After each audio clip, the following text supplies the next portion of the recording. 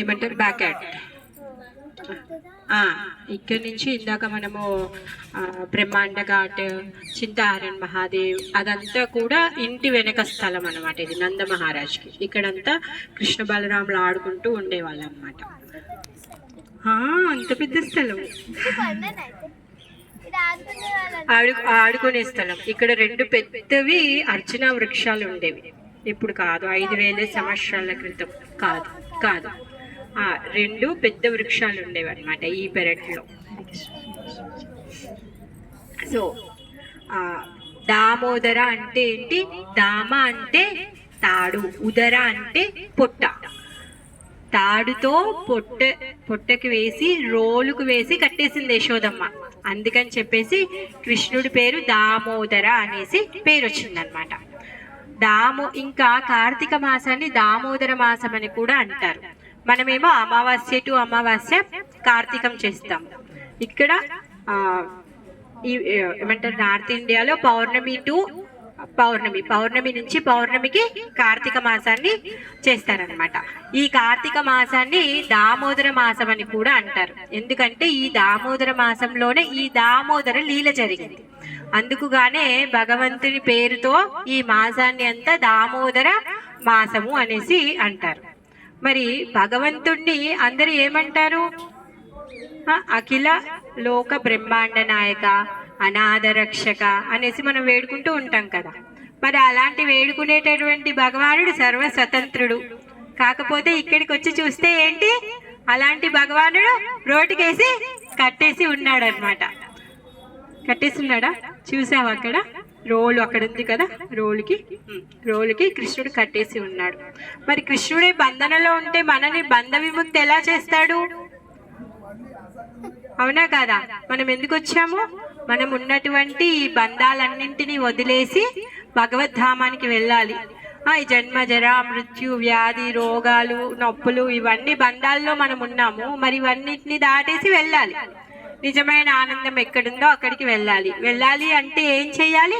భగవంతుడి యొక్క భక్తి చేయాలి.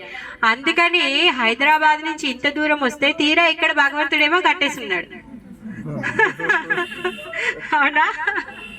ఎందుకు కట్టివేయబడ్డాడో చెప్పుకుందాం. ఇక్కడ ఎప్పుడు కృష్ణుడు మనం ఏం చెప్తూ ఉంటాము? వెన్న దొంగ అని చెప్పుకుంటూ ఉంటాం.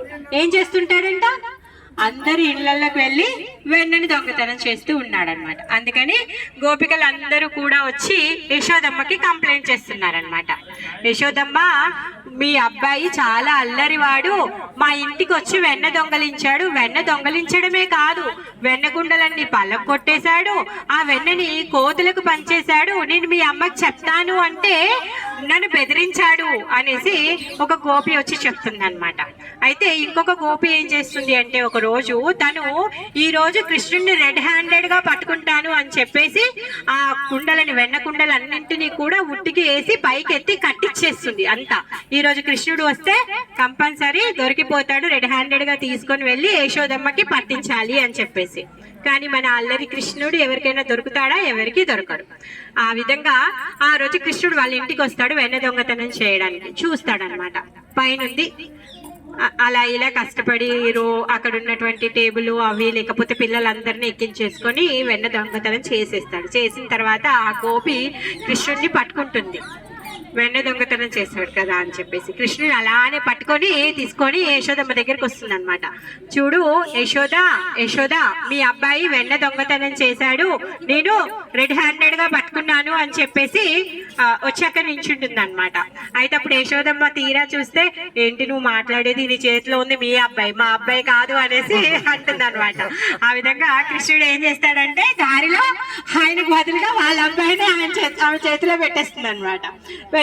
పెట్టేసిన తర్వాత అలా కాదు కృష్ణుడిని నేను రెడ్ హ్యాండెడ్ గా పట్టుకున్నాను అనేసి అప్పుడు కృష్ణుడు అప్పుడే వస్తాడు, మా అనుకుంటూ వస్తాడు అనమాట. ఇప్పుడు చూడు ఏమి తెలియని వాళ్ళగా అక్కడి నుంచి వస్తున్నాడు, వస్తున్నాడు, ఇంట్లో నుంచి వస్తున్నాడు అనేసి తను అంటుంది అనమాట. అన్నప్పుడు కృష్ణుడు వైపు చూస్తుంది, నువ్వు రా ఇంటికి రా నీ సంగతి చెప్తాను అంటే అప్పుడు కృష్ణుడు అంటాడు, సరే సరే ఇంకోసారి మీరు నన్ను ఇలా పట్టించారనుకో, ఇప్పుడు మీ అబ్బాయిని చేతిలో పెట్టాను కదా, అలా కాకుండా నెక్స్ట్ టైం మీ ఆయననే చేతిలో పెట్టేస్తా అనేసి అంటాడు అనమాట. అంత అల్లరి చేస్తాడు, అంతగా వెన్న అంటే చాలా ఇష్టం. అందరి దగ్గరికి వెళ్ళి వెన్న దొంగతనం చేస్తూ ఉంటాడు.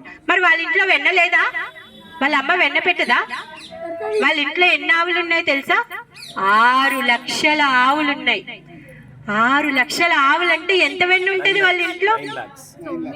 9 నేను ఎందుకు 6 అన్నా, సరే ఓకే సారీ, 9 లక్షల ఆవులు ఉన్నాయి. అంటే ఎంత వెన్న ఉంటది వాళ్ళ ఇంట్లో?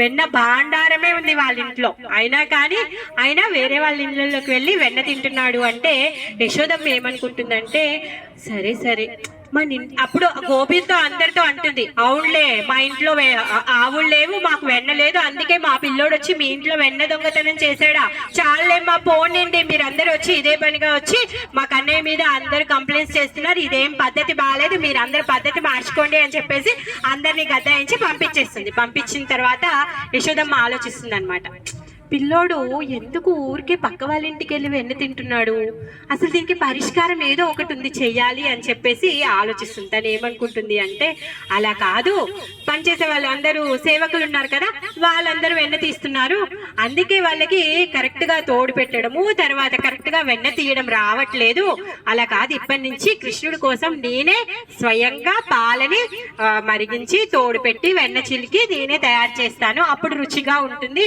అందుకే వీళ్ళందరూ చేస్తే పుల్లగా అయిపోతుందేమో, సరిగా తినట్లేదు, నచ్చక పక్క వాళ్ళ ఇంటికి వెళ్ళి దొంగతనం చేస్తున్నాడు అనేసి యశోదమ్మ తన సొంత చేతులతో వెన్న తయారు చేద్దాము అనేసి తను ఏం చేస్తుంది అంటే, ఆ 9 లక్షల ఆవుల్లో నుంచి కొన్ని ఆవులని సెలెక్ట్ చేసుకుంటుంది అనమాట, సుగంధి ఆవులు అనమాట. ఆ ఆవులని సెలెక్ట్ చేసుకొని ఆ ఆవులకి స్వయంగా తనే సేవ చేస్తూ ఆవుల యొక్క పాలను తీసి తను మరిగిస్తూ తోడు పెడుతూ వెన్న చేస్తూ ఉంటుంది అనమాట. అయితే ఒకరోజు దీపావళి ముందు రోజు, ప్రభు వెనక రోజు, ముందు రోజు కదా, దీపావళి ముందు రోజు, దీపావళి పండుగల్లో అందరూ చాలా బిజీగా ఉన్నారు. సో యశోదమ్మ కూడా వెన్న చిలకడంలో బిజీగా ఉందన్నమాట. పొద్దున్నే తెల్లారిజామున యశోదమ్మ వెన్న చిలుకుతుంది అనమాట. కృష్ణుడేమో ఇంకా నిద్ర లేవలేదు. యశోదమ్మ వెన్న చిలికేటప్పుడు ఆ కుండ కవ్వం తిరుగుతూ ఉంటుంది కదా, ఆ కవ్వం సౌండ్కి లేచి చూస్తాడు. అయితే అదేంటి, రోజు అమ్మ పక్కనే ఉంటుంది, ఈరోజు పక్కనే లేదు అమ్మ అని చెప్పేసి చూస్తాడనమాట. తీరా చూస్తే బయట నుంచి కవ్వం సౌండ్ వస్తుంది అనమాట. సరే అని చెప్పేసి, పాపం చాలా చిన్నగా ఉన్నాడు, పెద్దగా లేడు, ఇంకా వాళ్ళ ఇంట్లో ఉన్నటువంటి ఆ ఎత్తు మంచం నుంచి కూడా తనకి దిగడం రాదు. ఫస్ట్ టైం జంప్ చేస్తాడు ఆ రోజు, మంచం మీద నుంచి జంప్ చేసి, వా నేను ఇంకా ఈరోజు మంచం దిగి దూకడం వచ్చేసింది అని చాలా హ్యాపీగా ఫీల్ అవుతాడు అనమాట ఆ రోజు. అలా తను నెమ్మదిగా బుడి నడక వేసుకుంటూ వచ్చి యశోదమ్మ దగ్గరికి వస్తారు. యశోదమ్మ ఏం చేస్తుందంటే తెల్లవారుజామునే, ఎందుకంటే ఎండ వచ్చేస్తే వెన్న కరిగిపోతుంది కదా, కరెక్ట్ క్వాంటిటీ రాదు, అందుకని చెప్పేసి సూర్యుడు ఉదయించక ముందే వెన్నను తీయాలి అని చెప్పేసి తను ఆ వెన్న చిలకడం కోసం అని చెప్పేసి కవ్వని ఆ పెరుగు ఆ కుండలో దింపుతుంది అనమాట. వాళ్ళ ఇంట్లో పెరుగు ఎలా ఉంటుందంటే గోడకేసి కొట్టినా కూడా చిదరదంట, అంత గట్టి పెరుగు అనమాట వాళ్ళ ఇంట్లో, అందుకే దింపుతుంది అనమాట. దింపి తను వెన్నను చిలకడం మొదలు పెడుతుంది అనమాట. మరి వెన్నను చిలికేటప్పుడు ఏం చేస్తుంది, కృష్ణుడు పుట్టినప్పటి నుంచి కృష్ణుడు ఇప్పుడు ఆ వెన్న దొంగతనం లీల, ఇప్పుడు ఈ దామోదర లీల అయ్యేంత వరకు కృష్ణుడు ఏ విధంగా లీల చేశాడు, ఎవరెవరిని సంహరించారు, ఆయన యొక్క నడక ఏంటి, ఆయన హావభావాలు ఏంటి, అన్ని కూడా పాట కట్టి తను పాడుతూ ఉందన్నమాట. కృష్ణుని గురించి పాడుతూ తను చిలుకుతూ ఉందన్నమాట. అసలు ఆ పాట ఎంత మధురంగా ఉంది అంటే కృష్ణుడు కూడా విని అది కొత్తగా విన్నట్టుగా వింటూ ఉన్నాడంట. ఆమె పాడేటప్పుడు ఆమె చేతులకున్న గాజులు కరతలల్లగా సౌండ్ వస్తుందంట. ఆమె చిలికేటటువంటి కవ్వంలో నుంచి శబ్దము మృదంగా అలాగా శబ్దం వస్తుందంట. ఆ విధంగా చాలా మంచి మధురమైన గానం నడుస్తుంది అనమాట. అక్కడ కృష్ణుడు వచ్చాడు, పాప పొద్దునే లేసాడు, ఆకలిస్తుంది, అందుకని అమ్మ దగ్గరికి వచ్చాడు పాలు తాగుదామనేసి. అమ్మ దగ్గరికి వచ్చాడు, కవ్వాన్ని పట్టుకుంటాడు అనమాట. యశోదమ్మ బిజీగా ఉంది కదా, అందుకని చెప్పేసి కవ్వాన్ని పట్టుకుంటే అమ్మ చిలికేయడం ఆపేస్తుంది అని చెప్పేసి కవ్వాన్ని పట్టుకుంటాడు. అమ్మ చూసి పిల్లోని ఒళ్ళోకి తీసుకొని పాలు ఇవ్వడం మొదలు పెడుతుంది. ఇంతలోకే వంటింట్లో పొయ్యి మీద ఆల్రెడీ ఒక బాండి నిండా, ఒక కుండ నిండా పాలు మరుగుతూ ఉన్నాయన్నమాట. ఆ పాలు ఆలోచిస్తున్నాయి అన్నమాట. ఏం ఆలోచిస్తున్నాయి అంటే, కృష్ణుడు ఇప్పుడు వాళ్ళ అమ్మ దగ్గర పాలు తాగేస్తున్నాడే, మేమేం చేస్తున్నాం ఇక్కడ, పొయ్యి మీద కూర్చొని తపస్సు చేస్తున్నాం, కృష్ణుడు మమ్మల్ని తాగుతాడు అని చెప్పేసి మేము తపస్సు చేస్తున్నాం ఇంతసేపటి నుంచి. ఎప్పటి నుంచో ఈ పొయ్యి మీద పెట్టి మరగబెడుతూ ఉన్నారు, మేము తపస్సు చేస్తున్నాం. ఇప్పుడు కృష్ణుడు పొట్ట నిండితే మళ్ళీ మమ్మల్ని స్వీకరించాడు అని చెప్పేసి పాలు ఏం చేస్తాయి, ఇంకా స్వీకరించాడు అని. ఇంకా తర్వాత ఏమనుకుంటాయంట అంటే పాలు ఇంకా మా బ్రతికెందుకు, మేము ఆత్మహత్య చేసుకొని చచ్చిపోతాము అని చెప్పేసి కుండల నుంచి పొంగి పొయ్యిలో పడి చచ్చిపోతాము అని చెప్పేసి అని పాలు పొంగేస్తాయి అనమాట. పాలు పొంగగానే యశోదమ్మ ఏం చేస్తుంది అంటే కృష్ణుడిని ఒళ్ళ నుంచి దించి పక్క కూర్చోపెట్టి పాలు పొంగుతున్నాయని, లల్లా ఆగు నేను ఇప్పుడే వస్తాను అని చెప్పేసి తను పరుగు తీసుకుంటూ వంటింట్లోకి వెళ్తుంది. వంటింట్లోకి వెళ్ళి ఆ పాల కుండను దించి కింద పెడుతుంది. మరి కన్నయ్యకి కోపం వచ్చింది. పొద్దున్నే లేచి ఆకలితో వస్తే అమ్మ ఏం చేసింది, నన్ను పాలు ఇవ్వకుండా పక్కకు పెట్టేసింది అని చెప్పేసి కోపం వచ్చింది. కృష్ణుడు ఏమనుకుంటాడంటే, అంటే నాకంటే ఎక్కువ ఆ పాల, మన ఇంట్లో పాలు ఏమైనా కరువు పుట్టాయా, ఇన్ని పాలు ఉన్నాయి, నాకంటే గొప్ప పాలు అయిపోయాయా అని చెప్పేసి కృష్ణుడికి కోపం వచ్చింది. కోపం రావడంతో కృష్ణుడు రాయి తీసుకొని ఆ కుండని పలగొట్టేశాడు. అక్కడంతా పెరుగంతా పారిపోయింది, దాంట్లో అంతా అక్కడికి వచ్చిన కోతులకి అంతా పనిచేస్తాడు. అక్కడి నుంచి అమ్మ వచ్చే వేళకి పారిపోతుంటాడు అనమాట. అమ్మ జస్ట్ లోపల నుంచి బయటకు వచ్చే లోపు అంతా ఆగం చేసేసాడు, మొత్తం చిల్లర వందర అయిపోయింది. వచ్చాడు చూస్తుంది అనమాట అమ్మ, ఎందుకంటే కృష్ణుడి యొక్క పాదాలు ఆ పెరుగులో పడ్డాయి కాబట్టి ఆయన నడుచుకుంటూ వెళ్తుంటే ఆయన పెరుగు పాదాలు అచ్చులు ఉన్నాయన్నమాట, అవి చూసుకుంటూ వెళ్తాడు. ఇంకా కృష్ణుడు ఏమనుకుంటాడంటే ఇంట్లో అయితే అమ్మ కోపం వచ్చి కొట్టేస్తుందేమో, బయటికి వెళ్తే అందరి ముందు కొట్టదు అని చెప్పేసి గబగబా పరుగు తీసుకుంటూ బయటికి వెళ్తాడు అనమాట. బయటికి వెళ్తే ఇంకా అమ్మకి బాగా కోపం వచ్చింది. ఆగమంటే ఆగట్లేదు, ఆగింది కాక పండగ వాళ్ళందరూ బిజీగా ఉన్నారు, ఇంత పని పెట్టుకొని ఇప్పుడు ఇంత ఆగం చేశాడు, చెప్తే వినడం లేదు, ఇంకా పరుగు తీస్తున్నాడు అని చెప్పేసి అమ్మ చేతిలో బెత్తం పట్టుకొని పరుగు తీస్తుంది కృష్ణుడి వెనక. కృష్ణుడంట పరిగెత్తుతూ ఉన్నాడు, గోకులం అంతా పరిగెత్తుతూ ఉన్నాడు, అమ్మని పరిగెత్తిస్తూ ఉన్నాడు. కృష్ణుడు అందినట్టుగానే ఉన్నాడు, ఇంకా ముందుకి పరిగెత్తుతూ ఉన్నాడు అనమాట. ఆ విధంగా కృష్ణుడు అమ్మ చేతిలో ఉన్నటువంటి బెత్తాన్ని చూసి ఏడుస్తున్నాడు అనమాట. ఆయన ఏడుస్తూ ఆయన కళ్ళు ఎర్రగా అయిపోయి ఆయన కళ్ళకు ఉన్నటువంటి కాటిక కూడా కారిపోతుంది. ఇప్పుడు మనం పాడుకున్న పాటలకి అదే అర్థం అనమాట. భయానికే భయం కృష్ణుడు. అలాంటి కృష్ణుడు అమ్మ చేతిలో బెత్తాన్ని చూసి భయపడుతున్నాడు. అంటే నిజంగా తను భయపడుతున్నాడా? కాదు, అమ్మ దగ్గర ఉన్నటువంటి ఆ ప్రేమకి తను లొంగిపోయాడు. కృష్ణుడు దేనికి లొంగిపోయాడు? యశోదమ్మ యొక్క ప్రేమకి లొంగిపోయాడు. అందుకే అమ్మ చేతిలో ఉన్నటువంటి బెత్తానికి భయపడుతున్నాడు అనమాట. తను పాపం చాలాసేపే గోకులం అంతా ఉరికిచ్చాడు, పరిగెత్తిన తర్వాత ఆ చివరికి అమ్మ అలసిపోయిందని తెలుసుకొని పట్టుబడతాడు అనమాట. పట్టుబడితే అప్పుడు తీసుకొని వచ్చి ఇక్కడే 2 పెద్ద అర్జున వృక్షాలు ఉంటాయన్నమాట. ఆ వృక్షాలకి యాక్చువల్గా పెద్ద చక్క రోలు ఉంటుంది, ఆ రోలుకి కట్టేస్తుంది అనమాట. రోలుకి కట్టేద్దామని తాడు తెచ్చింది, కట్టేద్దాము అంటే తాడు సరిపోవట్లేదు. ఆయన నడుముకి రోలుకి వేసి కట్టేస్తే తాడు సరిపోవట్లేదు. సరే రోలు చాలా పెద్దగా ఉంది, కన్నయ్య చాలా చిన్నగా ఉన్నాడు. సరే ఇంకా తాడు సరిపోలేదు కదా అని ఇంకొక తాడు తెచ్చి యాడ్ చేసి మళ్ళీ ట్రై చేస్తుంది. అదేంటి మన్నే కదా, మొలతాడు కూడా టైట్ అవ్వలేదు, మార్చాను, మరి ఇంతే పెద్దడే ఉండే మొలతాడు, ఇప్పుడు ఇలా కృష్ణుడికి ఈ తాడు సరిపోవట్లేదు ఏంటి అని యశోదమ్మ అనుకుంటుందంట. ఇంకా సరేలేని అంటే పనిలో ఉంది కదా, సరే ఏంటో ఇంతసేపు పరిగెత్తగా నాకే అర్థం అవ్వట్లేదు అని చెప్పేసి మళ్ళీ ఇంకా కొంచెం తాడు తెప్పిస్తుంది. ఎన్ని తాళ్ళు తెచ్చినా కూడా 2 అంగుళాలు తక్కువ అవుతుందంట. ఆ విధంగా ఆవులకు కట్టేసేటటువంటి ఆ తాడు కూడా తీసుకొచ్చి కట్టేస్తుందంట. ఇంకా అలసిపోయిందనమాట పాపం. అమ్మ అలసిపోయింది చూసి కృష్ణుడే తనను తాను అమ్మకి లొంగిపోయి బంధించుకుంటాడనమాట. మరి ఆ 2 అంగుళాలు ఎందుకు తక్కువ అవుతున్నాయి అంటే అది మనలో ఉన్నటువంటి శ్రద్ధ, ఇంకా కృష్ణుడి యొక్క కృప అనమాట. ఎప్పుడైతే మనము భగవంతుడికి శరణాగతి పొందుతామో మనం శ్రద్ధతోని అప్పుడు భగవంతుడి యొక్క కృపని మనం పొందుతాం అనమాట. ఈ దామోదర లీలలో మనం తెలుసుకోవాల్సింది అది. అయితే అమ్మ ఏం చేసింది, యశోదమ్మ కట్టేసింది, ఆమె పని చేసుకోవడానికి వెళ్ళిపోయింది అనమాట. ఇప్పుడంతా క్లీన్ చేయాలి, అంతా చేయాలి, వాడికి ఆకలేస్తుంది పాపం, పొద్దున్నే సరిగ్గా పాలు కూడా ఇవ్వలేదు, ఇంతసేపు పరుగు తీశాడు, ఇప్పుడన్నా కనీసం వాడికి పొట్ట నిండా తినిపిస్తాను, అని వదిలేస్తే మళ్ళీ అడవికి వెళ్ళిపోతాడేమో, నన్ను వదిలేసి వెళ్ళిపోతాడేమో అని భయంతో రోడ్డుకేసి కట్టేసింది. ఇంకా తను వెళ్ళి ఏదో ఒకటి వండి తనకి మంచిగా తినిపిస్తాను పొట్ట నిండా అని చెప్పేసి లోపలికి వెళ్తుంది అనమాట. అంతలోకే బలరాముడు వస్తాడు అనమాట. వచ్చి ఎవడ్రా నా తమ్ముడిని కట్టేసింది అప్పుడు అక్కడ ఉన్నాడు శ్రీరామ సుధామ, నెమ్మదిగా మాట్లాడరా, అమ్మ కట్టేసిందిరా అనేసి అమ్మ అనేసి అప్పుడేకుండా ఊరుకుంటాడంట. అయితే అప్పుడు యశోదమ్మ అక్కడి నుంచి వస్తుందంటే, ఏంట్రా మాట్లాడుతున్నావు అంటే, ఏమనుకుంటున్నావు అమ్మా, ఆయన దేవాది దేవుడు, కారణుడు, అది ఇది అన్నీ చెప్తూ ఉంటాడు అనమాట. చెప్తూ ఉంటే అలా కాదు ఆయనే విష్ణు, అలా కాదు ఆయనే నరసింహ, నేనెవరో తెలుసా, నేను సంకర్షణ అనేసి అని చెప్తూ ఉంటారంట. అప్పుడు యశోదమ్మ అంటుంది, ఎవరికేం పర్లేదు, అందరు మా ఇంటికే వచ్చారా అనేసి యశోదమ్మ అంటుంది అనమాట.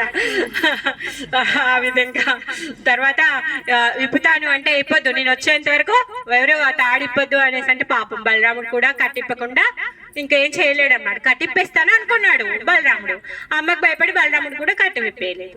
తర్వాత ఇంకా అక్కడ అందరూ ఒకరొకరు వాళ్ళ పనిలోకి వెళ్ళిపోయారు. వెళ్ళిపోయిన తర్వాత కృష్ణుడు తినగా ఊరుకుంటాడు, ఉండడు కదా. ఆయన ఏం చేశాడు అంటే, ఈ రెండు అర్జున వృక్షాలు ఏవైతే ఉన్నాయో ఆ అర్జున వృక్షాల మధ్యలో నుంచి ఈ రోలుని తీసుకొని, ఆ పెద్ద రోలుని తీసుకొని తను పాకుతూ వెళ్ళిపోతారనమాట. ఆ రోలు లాగడంతో అడ్డుపడతాయి అవి, ఆ రోలు లాగడంతో ఆ రెండు వృక్షాలు పడిపోవడంతో చాలా పెద్ద శబ్దం వస్తుంది అనమాట. మళ్ళీ అందరూ వస్తారు, భయపడతారు, అయ్యో కృష్ణకి ఏమైందో అని చెప్పేసి. అక్కడికి వచ్చి చూస్తే అంత పెద్ద వృక్షాలు పడిపోవడం చూసి షాక్ తింటారనమాట. అదేంటివి, ఎంతో పురాతనమైనటువంటి వృక్షాలు, ఆ వృక్షాల కిందే కూర్చొని ఈ గోకులంలో అందరు మీటింగ్ పెట్టేవాళ్ళు అనమాట. వాళ్ళ ఊరు మీటింగ్స్ అన్ని అక్కడే అయ్యేవి, వాళ్ళకి సెంటర్ పాయింట్ అది. వాళ్ళకి చాలా ఏమంటారు, చాలా శుభప్రదమైనటువంటి స్థలం అనమాట. ఆ చెట్లు అలా పడిపోవడంతో వాళ్ళందరూ అసలు జరగరానిది ఏదో జరిగిపోతుంది అని చెప్పేసి అందరూ భయపడతారనమాట. ఆ రెండు వృక్షాలు కుబేరుడి యొక్క ఇద్దరు పుత్రులు, నల కుబేరులు అనమాట. వీళ్ళిద్దరూ నారదుల వారి యొక్క శాపం వలన వాళ్ళు చెట్లుగా మారిపోతారు. వాళ్ళు ఎందుకు చెట్లుగా మారిపోయారు అంటే, వాళ్ళు బట్టలు విప్పేసి నగ్నంగా వాళ్ళు ఆడుకుంటూ ఉంటారనమాట. గురువు గారైనా నారదుల వారు వచ్చినా వాళ్ళు చూసుకోకుండా మర్యాద ఇవ్వకుండా ఉండకపోయేసరికి మీరు ఎలా అయిపోయారు అంటే, మీకు విచక్షణ కోల్పోయారు కాబట్టి మీరు చెట్లుగా అయిపోండి అని చెప్పేసి శపిస్తారనమాట. ఎందుకంటే చెట్లు బట్టలు వేసుకోదు కదా, అందుకే చెట్లుగా అయిపోండి అని చెప్పేసి శపిస్తారనమాట. అప్పుడు వాళ్ళిద్దరు ప్రాధేయపడితే అప్పుడు నారదుల వారు ఏమంటారు అంటే, కృష్ణుడు రాబోతున్నారు, సో కృష్ణుడి యొక్క పెరట్లో మీరు పోయి సిద్ధంగా ఉండండి, కృష్ణుడి యొక్క స్పర్శతో మీ ఇద్దరికి ఉద్ధారం జరుగుతుంది అనేసి చెప్తారనమాట. ఆ విధంగా ఈ నలకువేరులు ఇద్దరు కూడా ఇక్కడ నందమహారాజు యొక్క పెరట్లో రెండు అర్జున వృక్షాలుగా వాళ్ళిద్దరు వస్తారనమాట. సో ఆ విధంగా నలకువేరులను కూడా ఇక్కడే ఉద్ధరింప చేస్తారనమాట. ఏదో చెప్తూ ఆపేసి అవుతాయి కదా, ఎందుకంటే వాళ్ళందరూ బాగా భయపడతారు. ప్రతిరోజు పొద్దున సాయంత్రం రాక్షసులు వస్తున్నారు, ఎప్పుడు చూసినా ఇలానే అల్లరి ఎక్కువ అయిపోయింది. ఇక్కడ నందమహారాజు యొక్క అన్న ఉపనంద తను ఏం చేస్తారు అంటే, అలా కాదు, ఎప్పుడు చూసినా ఇలా అవుతుంది, ఏదో దిష్టి తలిగి ఉంటుంది మన కానాకి, అందుకని మనం ఏం చేద్దాము, ఇక్కడి నుంచి ఖాళీ చేసి వెళ్ళిపోదాము అని చెప్పేసి, ప్లేస్ చేంజ్ అవుదాము అని చెప్పేసి ఈ మహావనాన్ని వదిలేసి నందభవన్కి షిఫ్ట్ అవుతారనమాట. మథురకి యువతల సైడు ఈ గోకులం ఉంది, మథురకి అవతల సైడు నందభవనం ఉంటుంది అనమాట. మనం ఎల్లుండి అలా వెళ్తాం నందభవనానికి. సో తర్వాత వాళ్ళు ఇక్కడి నుంచి షిఫ్ట్ అయ్యి అక్కడికి వెళ్తారు. జై బోలో దామోదర్ భగవాన్ కి జై.